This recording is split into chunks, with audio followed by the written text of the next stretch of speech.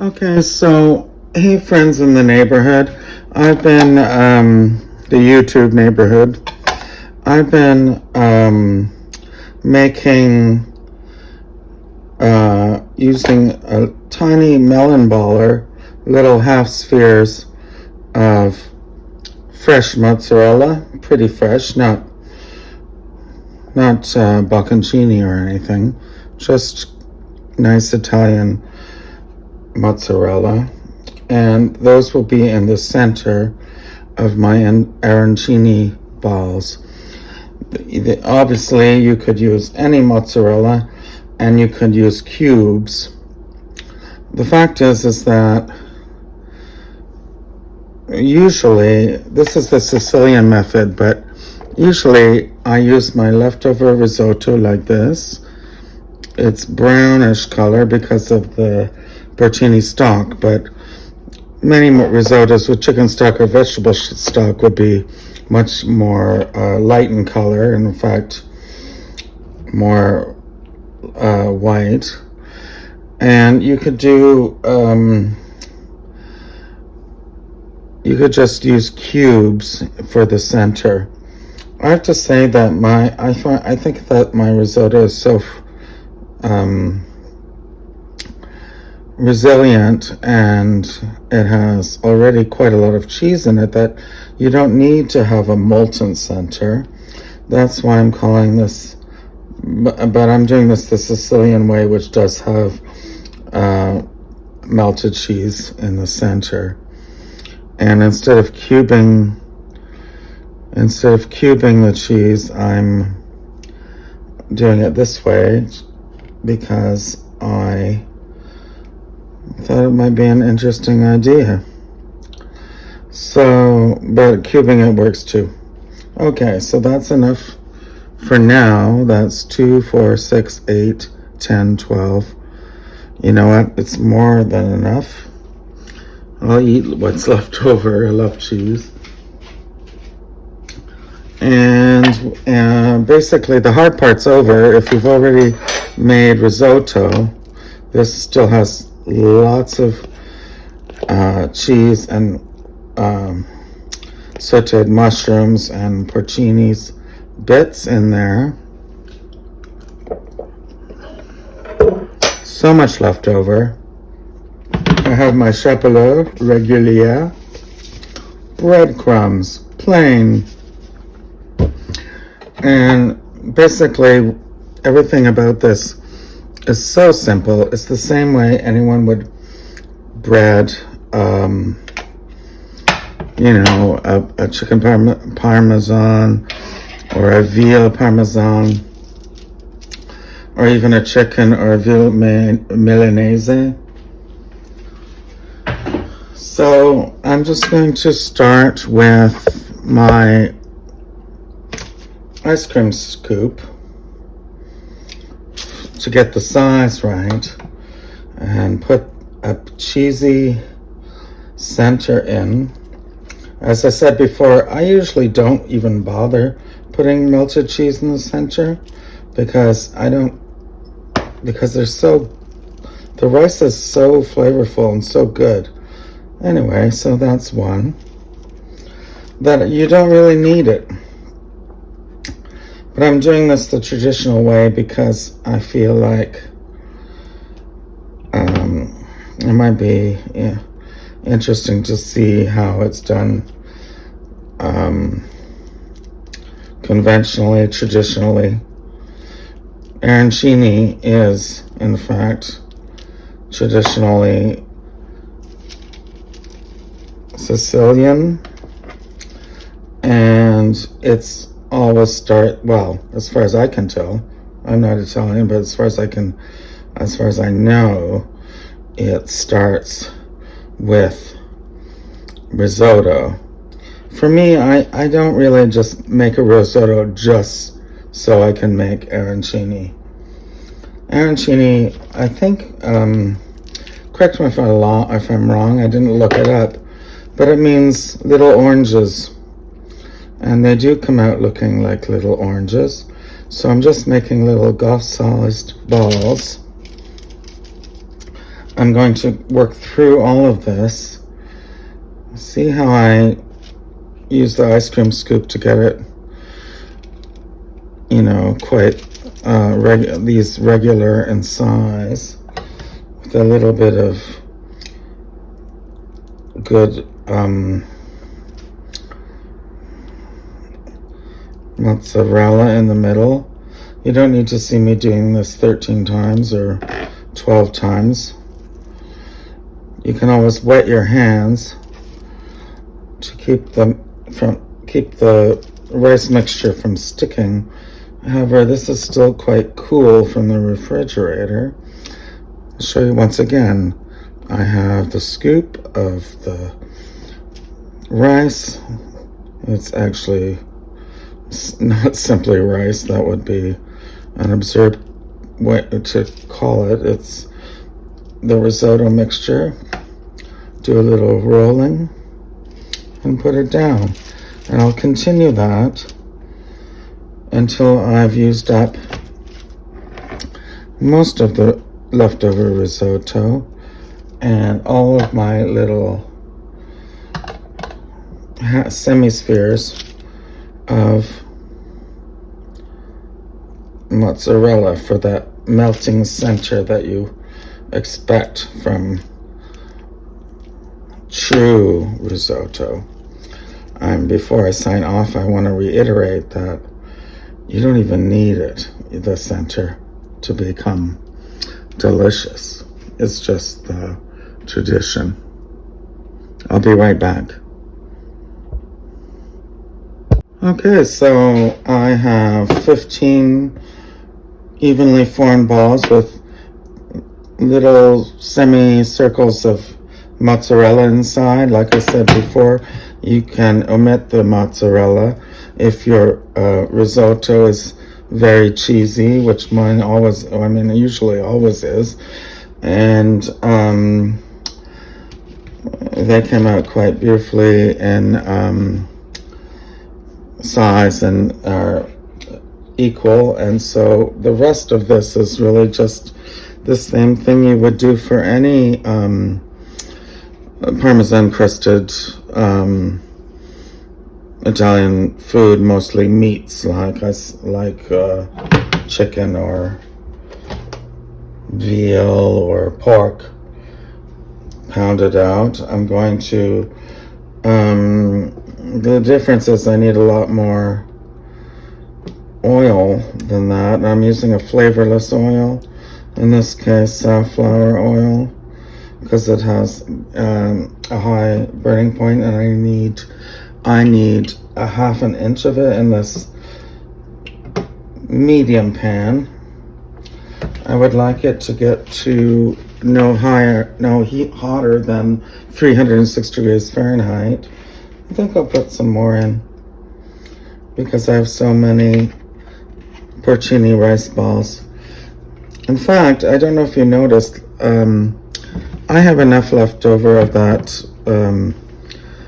mixture, the risotto mixture, to make another probably 8 or 9. And it's interesting to note that I only used 2 cups of arborio rice to make the porcini, and I served 2 bowls of it for dinner, served with roast chicken on top, and I still have all this left. But this 15 spheres is enough for now to show you. And as I get this heating up, I have to look for my the thermometer. You can use a candy thermometer for this. In fact, you probably should, because you can leave it on the side, and you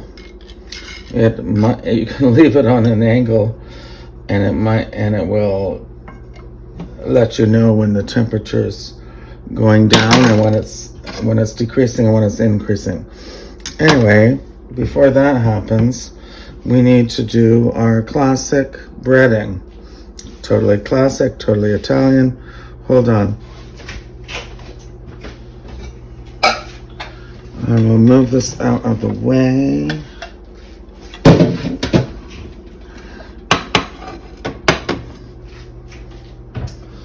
like to do it on a board just in case, because I'm using the stovetop here and I don't want it to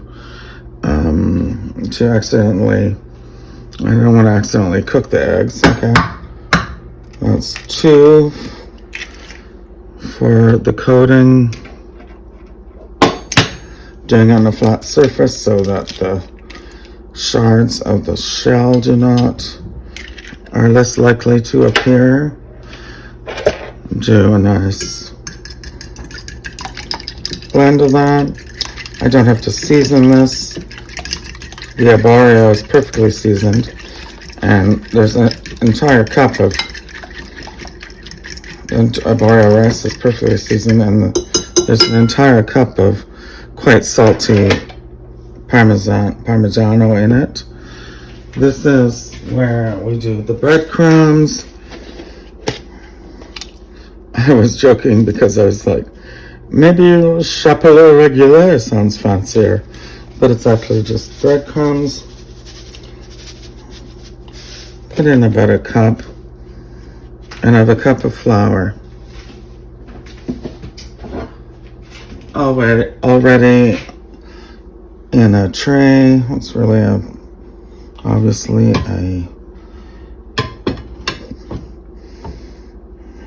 it's a plate. But let's see, we have limited space here. I think I'll put some pepper in the flour, but I'm not going to add salt because I have salt in the risotto balls. And just stir that up a bit. And I already made my marinara. I'll do a tart, which is seasoned appropriately. I'll do a tutorial later on how to make big batches of marinara. I do large batches, many cans of tomatoes, and freeze them in individual containers. I can feel that there's some heat here going on. Let's just see. Without touching the bottom, we want to get to 360, but no more. And it's moving rapidly higher and higher. It's basically until the oil smokes or just before. I need to make these balls. I need to do the magic before.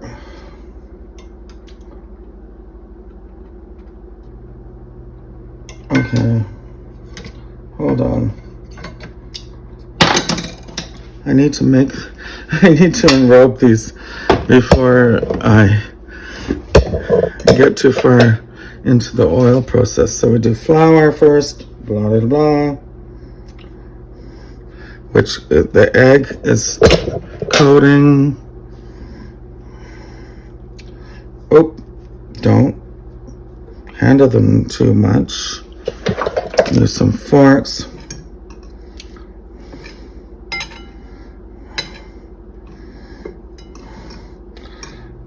The flour helps the egg stick, and then put them in you can tell I don't have enough space. Then put them in the breadcrumbs for coating. Back on the sheet. I'm going to turn this off until I'm finished with this process of breading the rice balls. And I'll show you one more. Well, you've all seen this, right? We do some flour.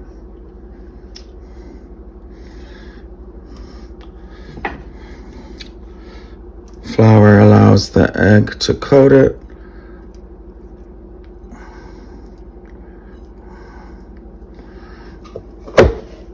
And then the egg allows us to bread it.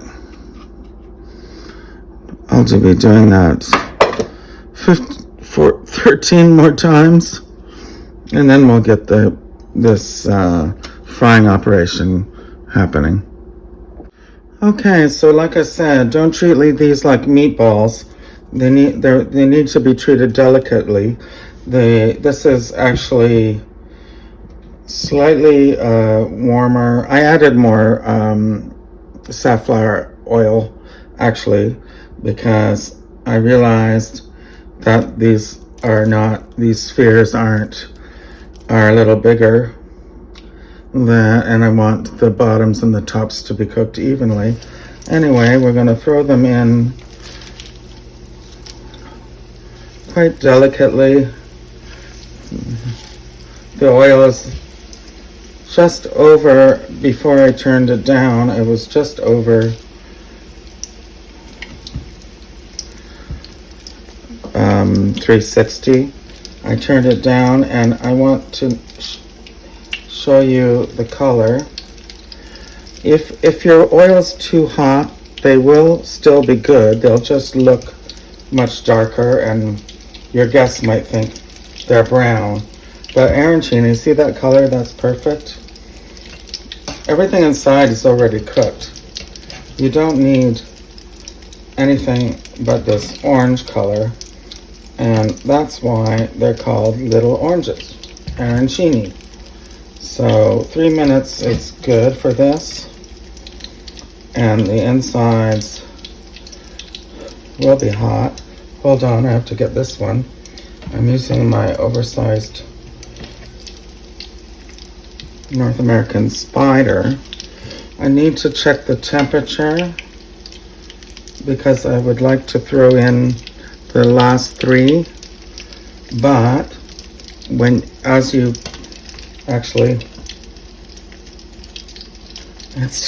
it happens so quickly. I don't think I need to. Let's see what the bottom side looks like. Bottom side looks great. Throw it on paper towel. Oh yeah, that's really, it keeps cooking a little while, and you can hear the sizzle. I think I'll leave that last one in. It was quite light on the bottom. You have to play it by eye and ear. The sizzling suggests that they're done. Of course they sizzled when I put them in, but now, okay, that is perfect. I need to just check the temperature before I put the last 3 in.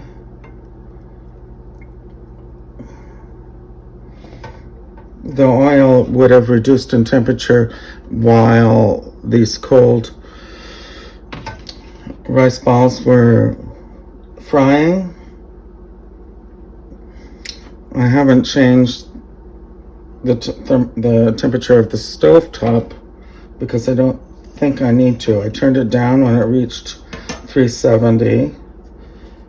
Oh, and you know what? I do need to turn it up. I turned it up a little bit when I put them in. This will take less than a minute because oil is very conductive of heat. It's really the stovetop you're working with, and it's not gas, so obviously there's a delay. Okay, I'm seeing 340. Don't put the tip on the bottom of the pan. That will give you a false reading.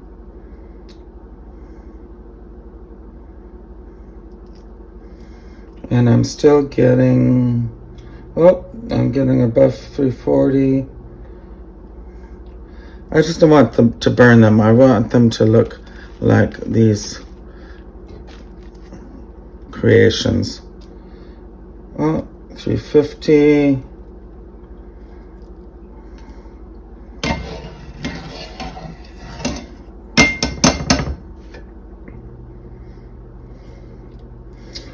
You have to bear with me. I could edit this out, but it is reality. Hold on.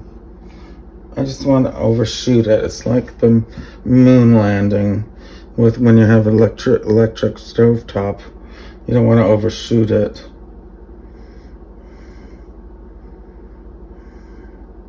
If I blast the heat, these will turn almost black, and that's really not cool. Like I said, the interior is already cooked. It's a risotto from the other night's leftovers, and there's a ball inside of a tiny ball of mozzarella. Okay, now we're at 350, and I'm just going to I'm going to turn this up because I know the temperature will go down when I add these, and that's the little sizzle. The big sizzle is when I know they're like just about to go off, and then I can remove this, put them on here prior to plating.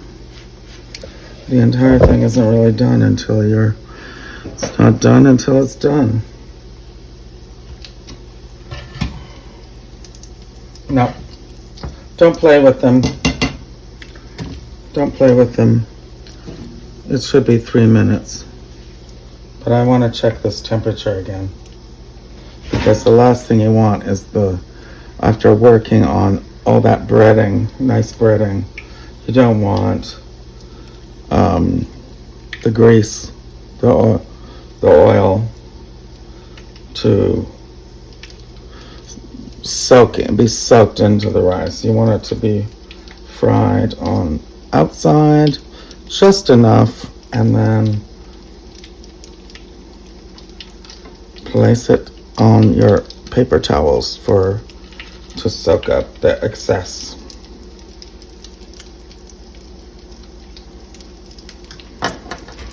Okay, it's time to turn them. Ooh, that's a good color. Ooh, that's a good color. Kind of, I'd say burnt orange. But burnt orange is, when it comes to food language, we have to be a little bit, give some leeway to the colorfulness of the language. Anyway, I'll be right back when these are done, which is, you can hear it crackling. Maybe I won't have to do 2 takes on this one. Remember how they continue to cook a little afterward? I think that bottom's nice. Okay. And there's a feel to it too, the weightiness. They don't feel fragile anymore. Anyway, the next stage, I'm gonna turn that down a bit, before I do a cutaway, is something that I think people consider only to be garnish. But this is a fried sage and risotto recipe. And this is not garnish. Ooh, I have to turn that down. Turn it off, actually. The thing is, this takes 30 seconds. And this is, the aroma. Wow, that's an aroma bomb. Anyway, you don't even, nothing. Wow, you can really smell, the whole kitchen smells amazing now. And so we're just going to take them out. That was 30 seconds. And I did that because, not just because it's the recipe I'm posting. Turning it off, it is off. It's because these things, it's too hot to touch, but you can see it, right? Those are delicious. They're way better than French fries, or way, way better than, fried kale. And you wouldn't know it because you'd think it was just some kind of herb or some kind of weed that they put on your dish, edible weed. Anyway, I'll be plating this right now. I have my marinara, and yes, I serve it with marinara. If you like to dunk marinara, you can ask your host, who's been working all night, to put it on the side, but there's absolutely no reason if it's done perfectly like mine are. We're going to, I think a nice serving is 3. Remember, they're still hot, and then you embellish it with something you would dye. Whoop, I broke it. See how crisp they are? Okay, I just want it, it's not just garnishes, they're just quite beautiful. Then of course, my hands are sticky, and I would wipe off the plate and serve it just like that. Voila! My guests, including me, will be very happy because I'm going to eat it.